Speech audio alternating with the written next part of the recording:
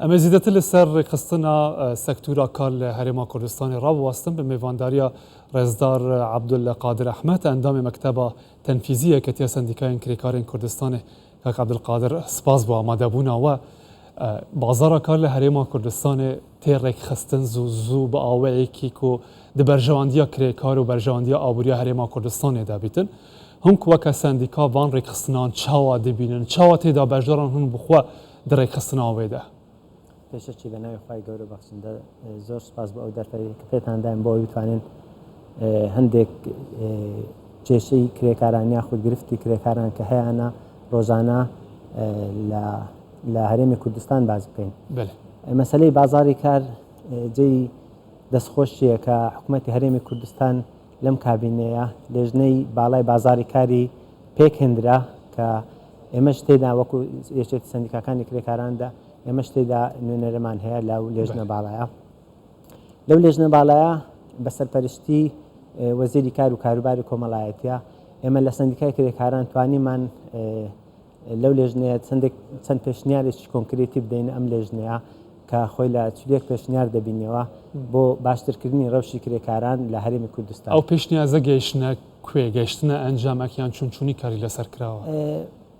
هەرچەندە ئەو لێژنەیە پێکهێنرا بەڵام لەم ماوەیەدا وەکو ئەوەی کۆبوونەوەکان بەردەوامیان نەبووە بەو شێوەیە کە بتوانین بە دوواداچوون بۆ ئەو پێشنیاران بکەین. بەڵێ بەس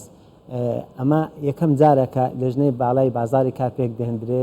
لەم کابینەیە کە جێی دەستخۆشیە. هەروەها مەسەلەی لێژنەی باڵای بەکارخستنمان هەیە بە هەمان شێوە لە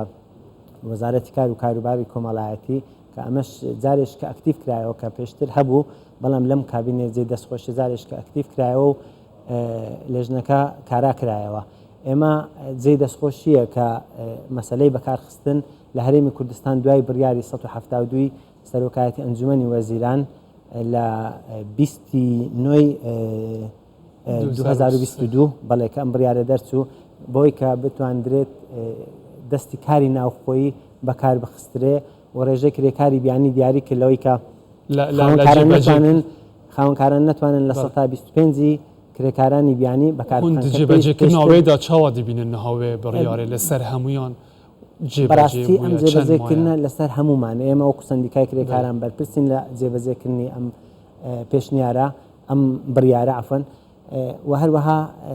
خاوەنکارانیش ئەبێ ملتەزم بن بەو بڕیارەی کە دراوە چونکە ئەمە لە بەرژەوەندی خەڵکی هەرێمی کوردستان پابەندبوونی لە چه ئاستێکدایە ئێستا کاک عەبدولقادر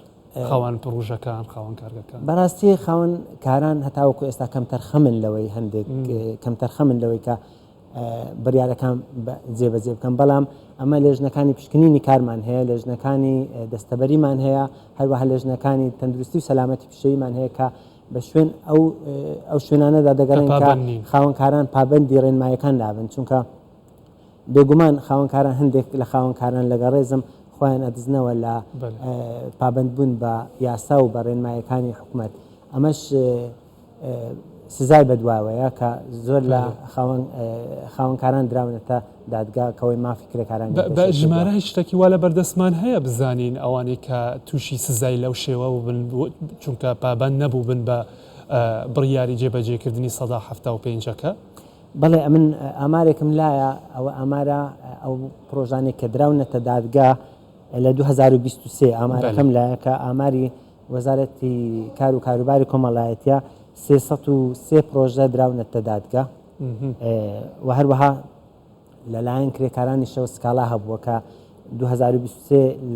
لایەن وەزارەتی کار و کاروباری کۆمەڵایەتی ئەوانەی کە سکاڵیان تۆمار کردووە 221 سکاڵا بووە بەڵام ئەوەی لای ئێمە وەکو سەندیکای کرێکاران سکاڵیان تۆمار کردووە 270 کەس هاتوونەتە سەندیکای کرێکاران بۆی بە دوواداچوون بۆ کێشە و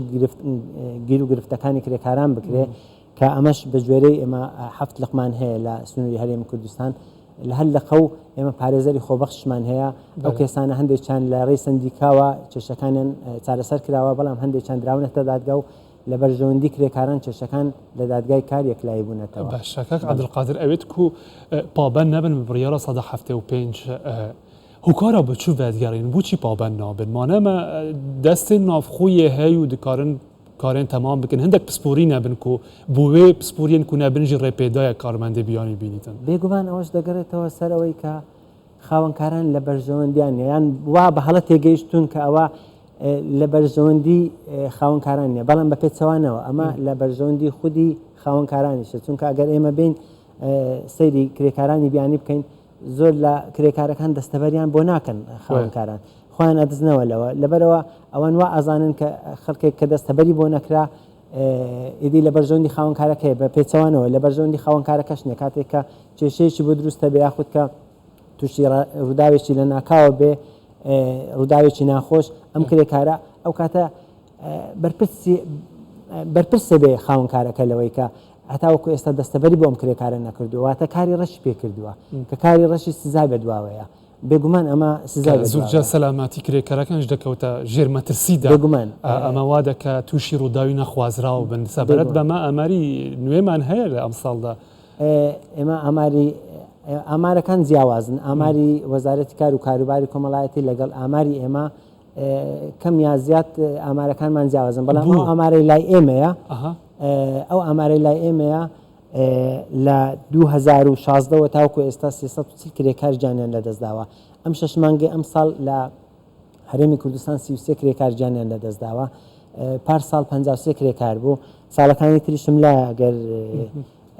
واتە زیادبوونە یان کەمبوونە تومارکەوە ئەگەر بەراوردی بکەین لەگەڵ ساڵانی ڕابردووە ساڵ هەبووە کەم بووە ساڵ هەبووە زیاد بووە بەڵام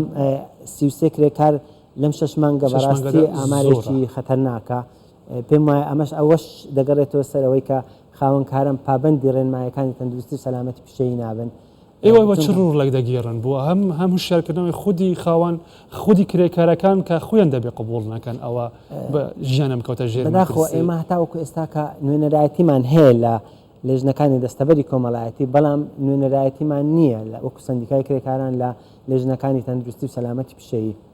هەرچەندە ئەوەی ئێمە لە تواناماندا بووە هەوڵمانداوە کە مەسەلەی هۆشیاری تەندروستی و سەلامەتی پیشەیی بۆ کرێکارەکان ڕوون بکەینەوە